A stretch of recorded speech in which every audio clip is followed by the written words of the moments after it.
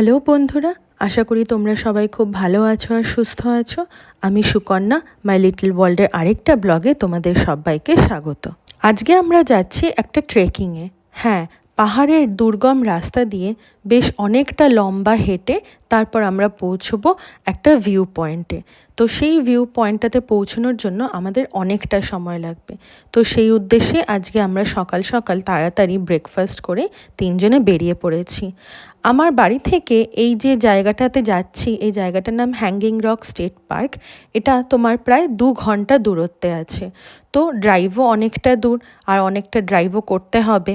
তো চলো পৌঁছে গেছি। এই স্টেট পার্কে ঢোকার আগে দেখলাম একটা ছোট্ট অ্যানিমালদের নিয়ে একটা মিউজিয়াম আছে। তো সেই মিউজিয়ামটাই আমরা এখন আগে একটুখানি ঘুরে ফিরে দেখে নিচ্ছি, তারপর ফাইনালি আমরা স্টার্ট করব আমাদের জার্নি।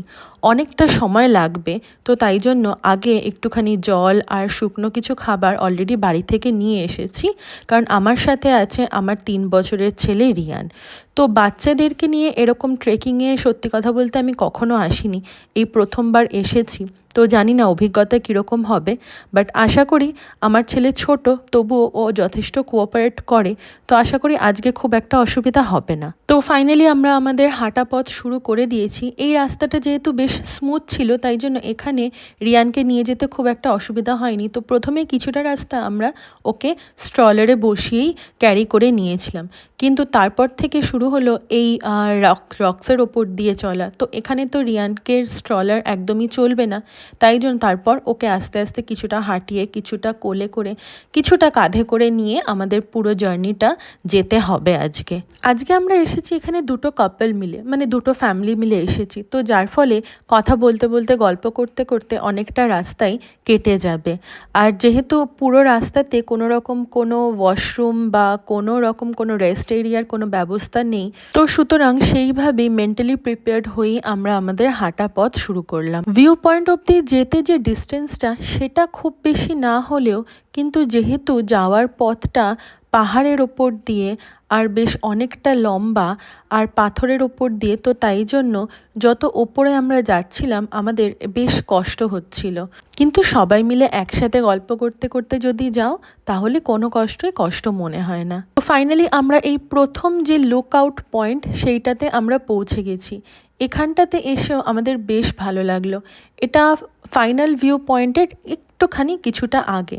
তো এখানেও আমরা বেশ কিছুক্ষণ ওয়েট করলাম, মানে কিছুক্ষণ টাইম স্পেন্ড করলাম, একটু জল খেলাম, একটুখানি রেস্ট নিয়ে তারপর বাকিটা আবার জার্নি করার জন্য শুরু করলাম। আর আজকের ওয়েদারটাও যে একদম খুব ঠান্ডা তাও না, একটু গরমই ছিল, কিন্তু যেহেতু পুরো জার্নিটাই আমাদের গাছপালার মধ্যে দিয়ে ছিল, তো তাই জন্য খুব গরম আমাদের লাগেনি। তো এই দেখতে পাচ্ছ আমরা ফাইনালি যে ফাইনাল ভিউ পয়েন্টটা, সেটাতে আমরা পৌঁছে গেছি। এটা অনেকটা উঁচুতে।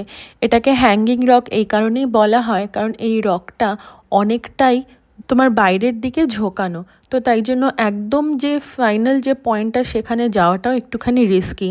তো আমি প্রেফার করব বাচ্চাদেরকে যদি এখানে না নিয়ে আসা হয়, তাহলে সেটাই বেটার। যেহেতু আমাদের কোনো উপায় ছিল না রিয়ানকে কোথাও রেখে আসার, তাই জন্য আমরা রিয়ানকে নিয়ে এসেছি। তো ফাইনালি এখানে এসে আমরা অনেকক্ষণ এখানে খাবার দাবার খেলাম, গল্প করলাম, বেশ অনেকটা রিফ্রেশিং লাগছিল, কারণ এখানে প্রচণ্ড জোরে হাওয়া দিচ্ছিল। আর এই যে পুরো জার্নি করে আসলাম, এই কষ্টটা সত্যি ওয়ার্থ ইট যখন তুমি তোমার ওই ফাইনাল ভিউ পয়েন্টটাতে পৌঁছচ্ছ। তো যাই হোক, দেখে ঠেকে ফটো তুলে তারপর আমরা ওখান থেকে বেরিয়ে আশেপাশে বেশ অনেকগুলো ওয়াটারফলস ছিল।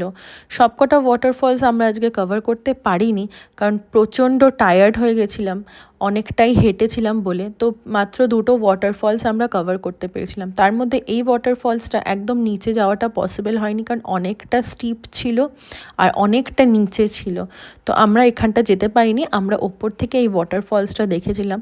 তো তারপরে আরেকটা ছিল, যেটা কিনা হিডেন ওয়াটারফলস বা উইন্ডো ওয়াটারফলসও অনেকে বলে। তো সেই ওয়াটারফলসটাতে আমরা কিন্তু নিচে গেছিলাম, কারণ ওটা অনেকটা নিচে ছিল এবং অনেকটা ওই যাওয়ার রাস্তাটা খুব স্মুথ ছিল। রিয়ান যখনই জল দেখে, ও খুব জল দেখলে এক্সাইটেড হয়ে যায়, তো ওর জন্য আমি এক্সট্রা জামা কাপড় সব সময় ক্যারি করি। তো দেখতেই পাচ্ছ ও জল পেয়ে খুব খুশি হলো। তো ফাইনালি এই ওয়াটারফলসে এসে ঠান্ডা জল যেই পায়ে পড়লো, একদম পুরো জার্নির যে ক্লান্ত ভাবটা সেটা একদম পুরো দূর হয়ে গেছিলো। তো আমাদের খুবই ভালো লাগলো এই ওয়াটারফলটাতে এসে। জলটাতে বেশ অনেকক্ষণ আমরা পা ডুবিয়ে অনেকক্ষণ আমরা রেস্ট নিলাম। আমরা খুব এনজয় করলাম আজকে সারা দিনটা, যদিও হেক্টিক ছিল। আজকের ব্লগটা তোমাদের কেমন লাগলো অবশ্যই কমেন্ট সেকশনে জানিও। Thank you for watching. This is Sukanya signing of.